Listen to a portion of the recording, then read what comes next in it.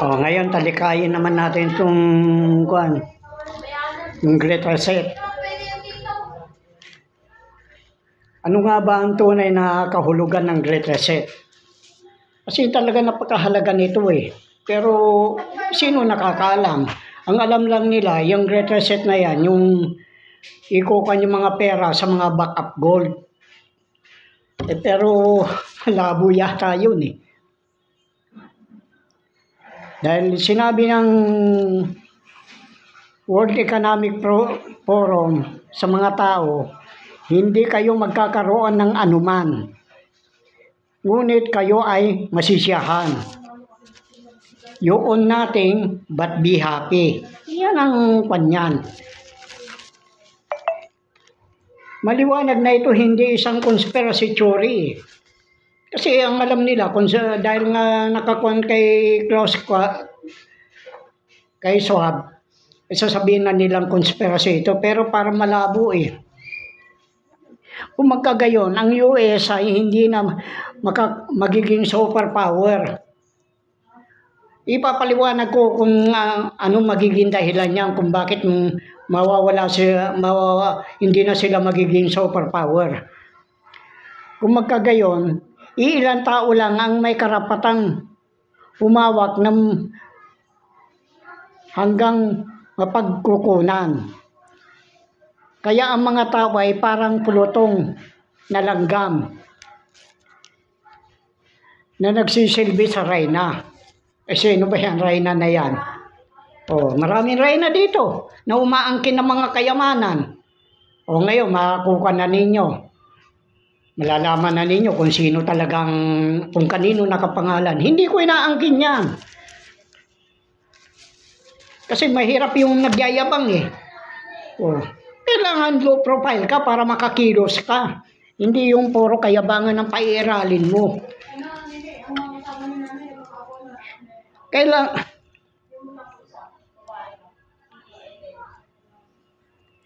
Subalit kailangan malaman natin bilang isang tao kung saan tayo lulugar. Bawat tao ay may karapatang maging malaya. Kailangan ituon natin ang ating pansin sa climate change. Sapagkat ito ang magdudulot ng mga pangkalahatang sakuna. Kung gayon, napakahalaga ng deuterium. Kasi yung ruler, pero may pagkaalam ako yung ruler na yun ay yung Klaus Schwab eh. Yung pinuno ng World Economic Forum. Kasi yung mga yan pinanunood din ako eh. Kaya nga sabi ko, dito sa Pilipinas hindi ako kilala. Pero pagdating sa labas ng bansa, kilala ako. Dahil yan magpupuntahan lahat ng presidente, mga prime minister, mga hari, magpupuntahan dito. Dahil hihingi sila ng tulong. Tignan mo. Kaya nga sinasabi ko, ako hindi ako nagyayabang. Pero ako tatawa-tawa lang sa mga nagkukan ng lalait sa akin. Paano yan ngayon? Magkakaroon kaya kayo ng biyaya? Kayong mga nanlait sa akin. Maski na sabihin ninyo wala akong sinabi, malalaman ko lang yan.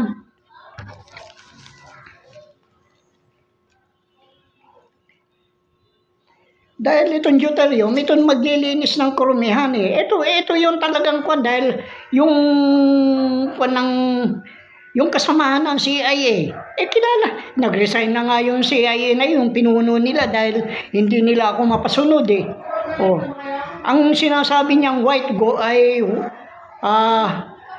water gold ay yung deuterium.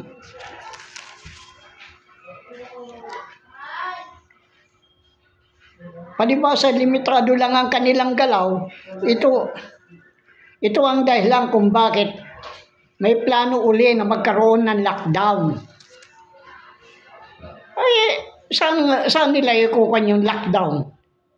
Di yung sa climate change, hindi na sa bakuna. Pero nauunahan ko sila eh. Diyan sila nakukuha sa akin, nauunahan ko yung galaw nila.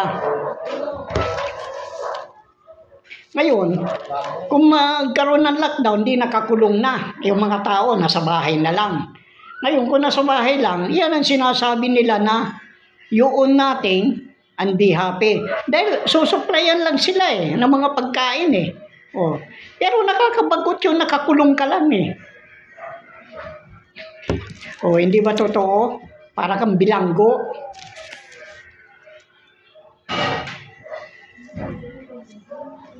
Kaya sa ngayon, kaya nga ang nila, pinalabas nila yung AI. Oh. Ang nasa labas na niyan ay yung mga yung mga robot na may artificial intelligence. Kung may yan, ang tao nakakulong na lang. Doon na lang sa bahay nila, walang karapatan lumabas. Oh. Kaya napakahirap Kaya nag-iimbento sila ng mga robot na may artificial intelligence. Yan ang uutusan nila na magtrabaho. Ito ang dahilan kung bakit nag-develop sila ng AI. Ang mga kasapi ng World Economic Forum ay siyang pasimula ng pangkalahatang panlipunan na pamamahala. Gusto kasi nila kinukuha niyan Kasi yung binigay sa akin yung pinost ko na digital currency. Kasi talagang masama ang balak nila sa Pilipinas noon ko pa sinasabi yan na itong nagkampi itong dalawa na itong China at Amerika na kubkubin nila ang Pilipinas. Yan ang nila yung nila sa 2030 pa nila magagawa yun. Ako inuunahan ko na sila.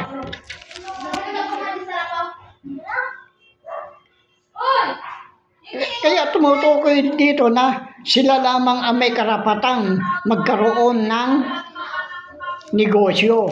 Yung mga World Economic Forum na yan. Yan, nagpunta nga si Trump doon Kaya ako nga minumura yung si Trump tignan mo, maski na si Marcos BBM, Pangulo na yan. Kung mamurahin ko yan, halos hindi makain ng aso maski na yan si Browner. Ano ba si Browner? Chief of Staff, pinakamataas sa military. Pero wala din magawa sa akin. Yan ang sinasabi ko. Ako, low profile lang. Hindi ako mayabang na nagkukwang. Tahimik lang ako kumikilos. At kaya ganito ang ayos ko para makakilos ako Kung may alahas ka, nagyayabang ka, may alahas ka, may mga magandang damit, may mga sasakyan ka na magagara. Susundan ka na ng susundan. Ganito, ako sumasakay lang sa bus. Kung may ordinary nga, doon pa ako sa ordinary sumasakay. Sumasakay ako sa mga jeep. Pero, hindi nila ako mahawakan, matuntun. Maski na, sabi ko nga, maski na meron kayong GPS, tatawanan ko lang yan. Hindi ninyo ako mapupuntahan.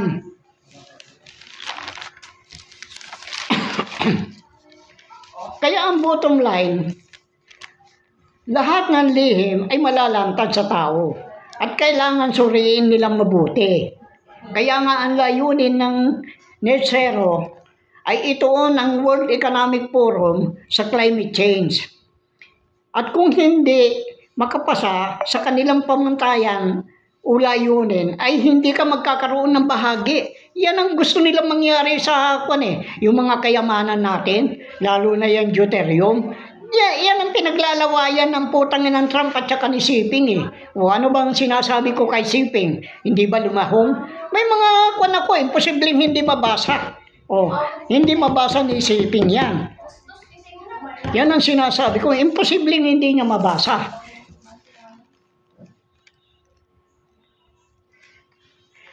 At kung hindi ka rin makapasa doon sa panuntunan nila, bukod sa doon hindi ka makautang, wala kang bahagi. Ano ngayon ang panang project? Kung nakakulong ang mga tao, di wala. Kaya yung gusto nila, sila lang.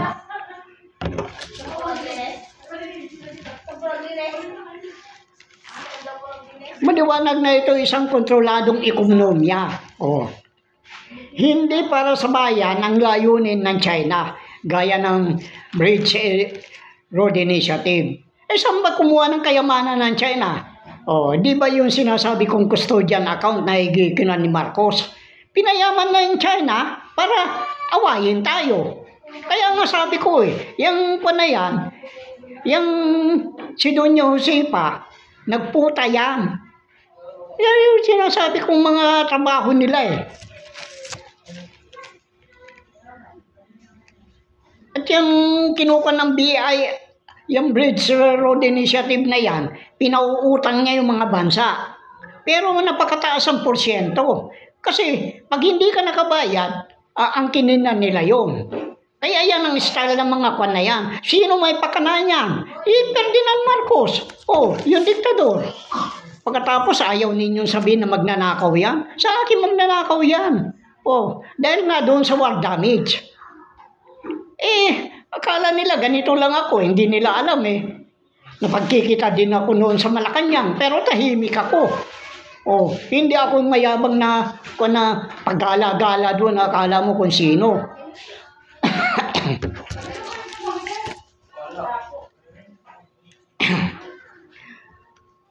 Sa pagtatapos ng araw, bawat tao ay kailangan tumayo para sa kanilang sarili at ipakita sa mga namumuno ng World Economic Forum ay maging gobyerno na mas mataas ang sibilyan sa kanila. Kasi yung ginawa nila sa Canlaon, nagrereklamo sa akin yung mga tao doon doon sa Canlaon yung sa Canlaon City, na ikinulong sila doon. Ito, in-style lang nila ito.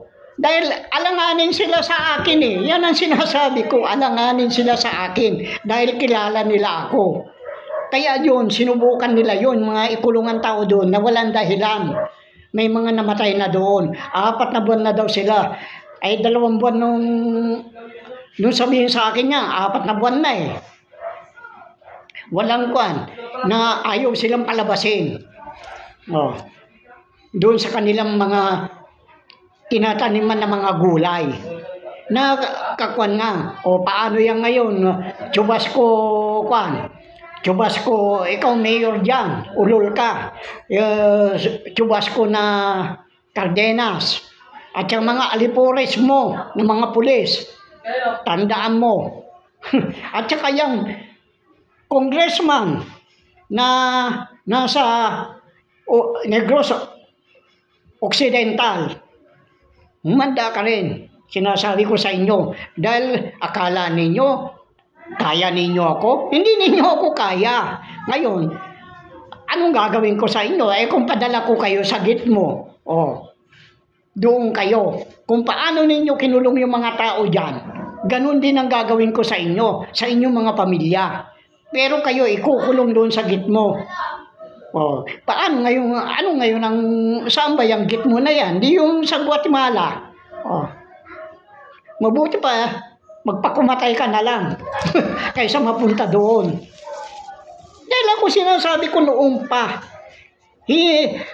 darating dito yung mga kwan na yan.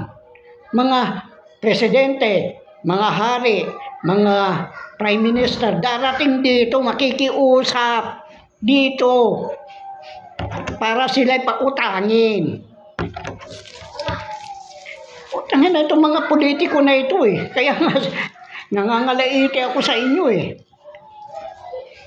Ang mga namumuno hindi maaring mas mataas kaysa sibilyan. Kaya nga sila pinamagatang public servant. Magsilbi kayo sa bayan. Pero ang gusto nyo, kayong pagsisilbihan ng mga tao. Pagkatapos, ang pinagsisilbihan naman ninyo, yung mga bulsa ninyo, yung mga mananakaw ninyo. Paano yan? Na-auditin ko din kayo. Pa-audit ko kayo. Hindi pwedeng hindi ko kayo pa-audit. Sinasabi ko na lang. At maski na piso lang na nagkulang doon sa ninakaw nyo, Sasabihin nyo, babayaran. Hindi ako papayag. Kulong kayo. Tandaan ninyo yan.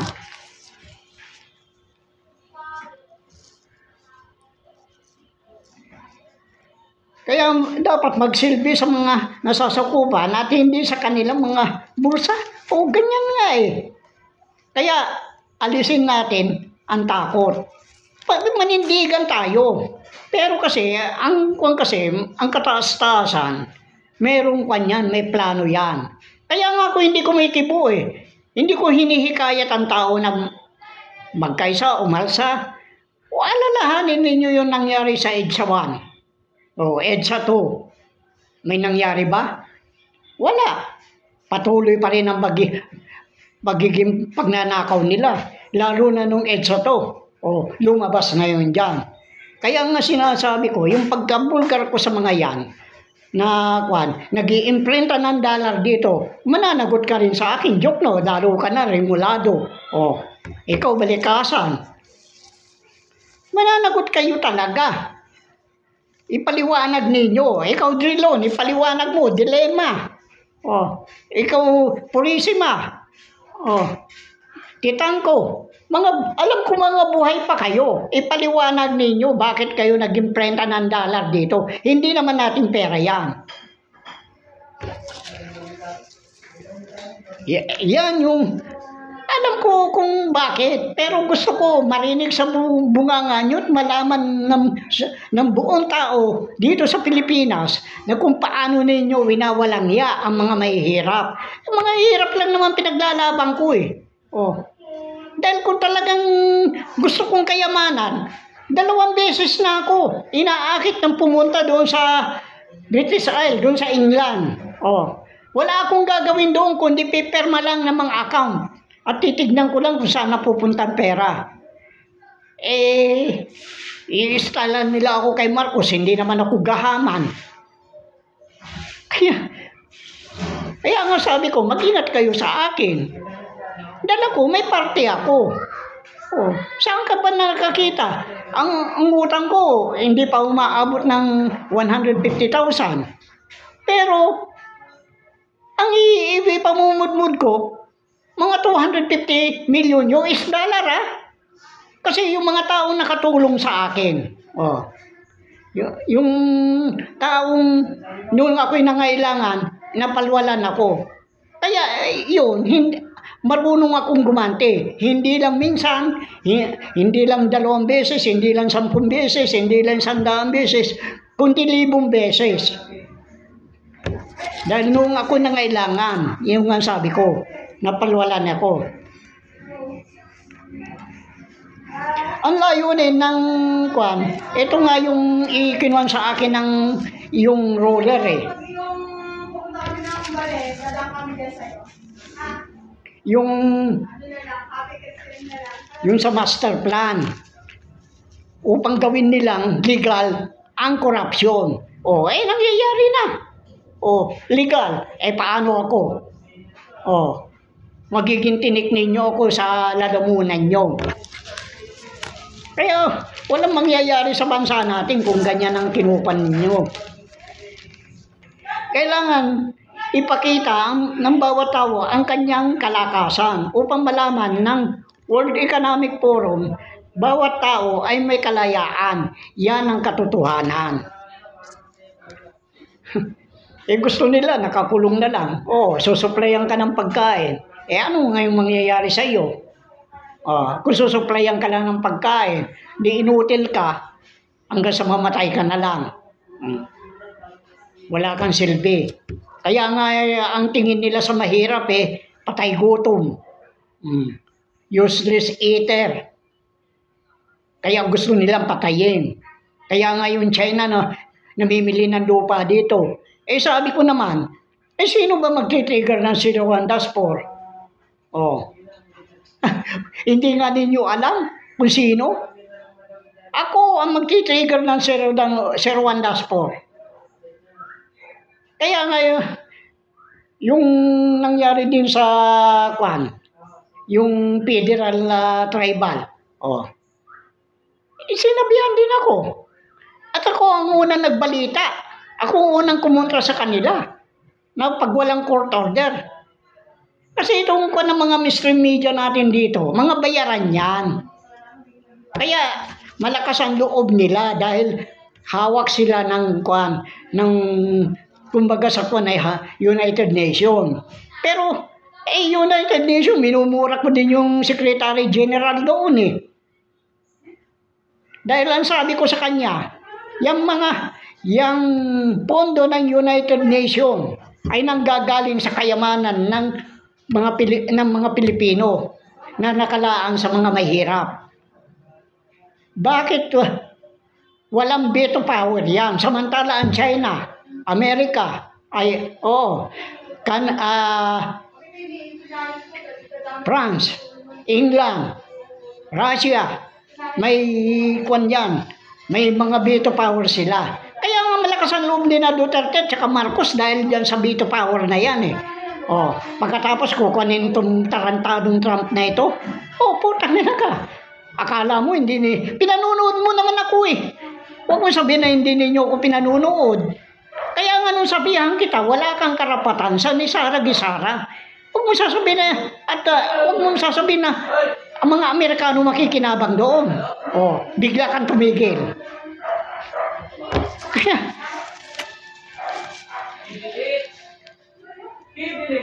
isipin na lang ninyo, ito'y pakana ng World Economic Forum na mawawala sa sirkulasyon ang mga pera, yung mga coins na pera. At ang gagawin nila digital.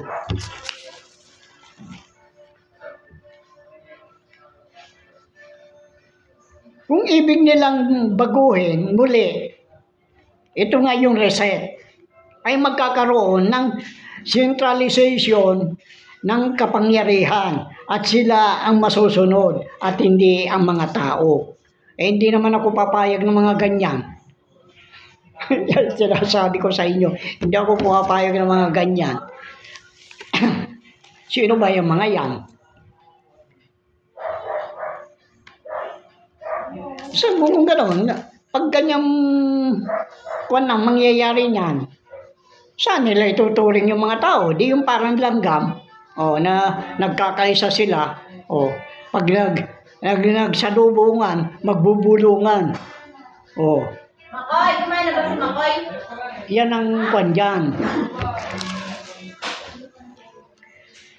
Sa aking paniniwala, bawat gobyerno ay kailangan pag-aanin ang pasan ng mga mahihirap, yung problema nila. At protektahan upang kanilang malaman na ang ibinibigay ng ating Panginoon ang bagay na hindi mabigyan pansin. Isa lang itong mahalaga upang ang magkaroon ng kalayaan ng tao. Hindi ba madalas ko nang sinasabi noon, walang pondo ang Pilipinas.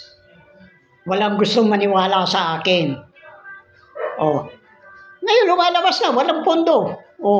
Kaya nga yung perang polymer na yan, yung bagong labas, yung may mga hayop na pera, iyan, hindi totoong pera yan. Sinunog ko na yan noon eh. Bakit wala silang magawa sa akin? Hindi nila ako pahuli.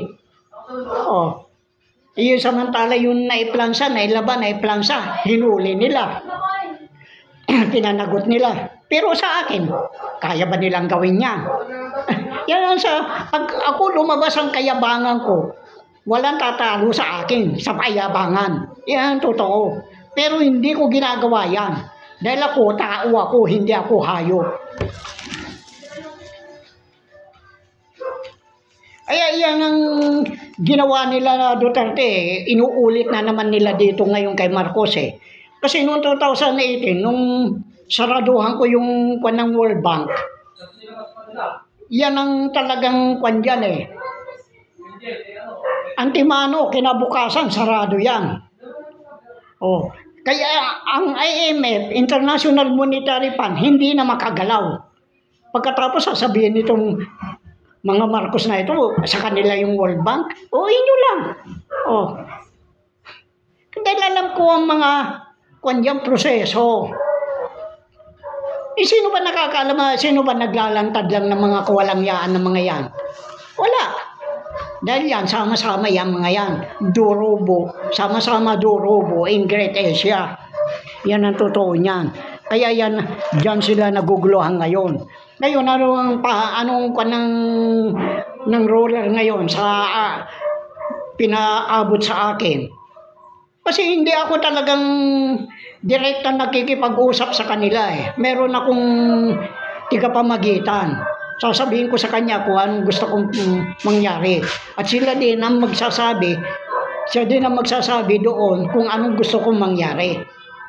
Anong yang ang sinasabi nila? Yung tungkol dyan sa water gold. Wala, may water gold ba? Ang water gold na sinasabi, yan deuterium. Yan ang pinagkakamatayan ng China at saka US. Malaking hadlang ako. O ngayon, nawawala na ng tubig. Ang Amerika, ang China, ganun din. Mawawalan din ng tubig. Kaya nga nagkaroon ng mga baha, sa ibabaw dumaan. Pagkatapos, sa susunod na yan, sa ilalim na. Pag sa ilalim na dumaan yan, wala na, patapos na. Kasi yung deuterium na yan, napakalaga eh. Kinuha ko naman na sa inyo yung mga nakaraang video ko eh. At dito, sabi ko nga sa iyo, hindi lahat ng mahirap mabibiyayaan. Kayong mga Marcos, di doon kayo humingi kay Marcos. Kayong mga Duterte, doon kayo humingi kay Duterte. Anong pakialam ko sa inyo? Kaya dyan sila nahihirapan sa akin ngayon, hindi nila ako makontrol. Nag-iisa ako nakikipaglaban, kaya natatagalan. Kaya dyan sa panayan, malaking pera na punta dyan kay Duterte. At saka yung ginawa ng mga kwan na ito na gawing citizen yung kwan ng mga inchik dito, malaking pananagutan ninyo sa akin. Kayong mga kwan, mga senatong, mga congressman, pinagkaperahan ninyo yan eh. Kaya nga yung sabi ko, wag na ninyong pagkaabalahan yung water, yung kwanan yan, yung national grid. Dahil yan, iba, may plano ako dyan. Pag dumabas yung deuterium, may plano ako. Yan ang kinakatakutan kasi ng mga kwan eh, ng World Economic Forum eh. Kaya ang hinala ko dito ko sa ruler na ito eh, ito yung kwan eh, si Klaus Schwab eh. Kaya mahirapan kayo sa akin. Sinasabi ko na lang sa inyo, tatawa-tawa nga lang ako sa inyo eh. Wala kayong ginagawa kundi babuyin lang itong video ko. Yun lang naman ang kaya nyong gawin sa akin eh.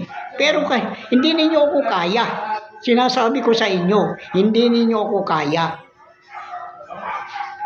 Kaya mahirapan kayo ngayon, pag lumabas yung deuterium na yan, sinasabi ko, halaga niyan $10. Pero pag nagkaroon na, ibalik na yung puhunan, yung return investment, ay gagawin na lang $7. Magkano langis ngayon? Kulang-kulang na $100, isang barrel. Pero yun, $10, isang barrel. Kaya yan ang napakahalaga. Kaya yan, dyan sila ngayong maglalapitan. Dahil yung sinabi ko, palilitawin ko ang ginto sa Bangko Sentral ng Pilipinas, pero kailangan ko umalis lahat ng mga politiko, umalis lahat ng mga empleyado doon. At lilitaw na yan. Paano naman yung gagamitin sa deuterium? Meron na rin, nakahanda. Ang gagamitin na tubo sa deuterium ay mga platinum. Hindi pwedeng bakal, hindi pwedeng stainless, hindi pwedeng tanso, dahil marurumihan. At may dahilan din kung bakit bumubulusok pa ilalim na ang tubig. Kaya nga sabi ko nga sa inyo noon pa na ang ilog babalik uli sa dati niyang kalagayan. Yung malalawak na ilog, tatalon-talunin lang yan noon. At babalik uli yan. Kaya napakahalaga niyan. Kaya, paano yan ngayon? Maalsa na daw yung military. Anong pakialam ko sa mga military? Bakit? Kayamanan ba ng gobyerno ito? Kayamanan ba ng Marcos ito? Kayamanan ba ng Duterte? Hindi. Kayamanan ito ng mga mahihirap dito upang sila iangat naman. At yung mga nasa taas, ibaba naman. Para maranasan din nila yung dinanas ng mga mahihirap. Sige na.